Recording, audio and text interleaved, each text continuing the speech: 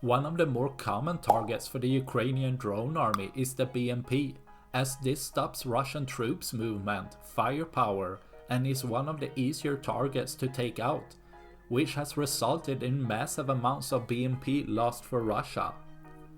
As this BMP was being chased back to some trenches, it couldn't outrun the FPV drone, as the drone hits the vehicle and the warhead penetrates the thin armor, causing the crew to abandon the vehicle.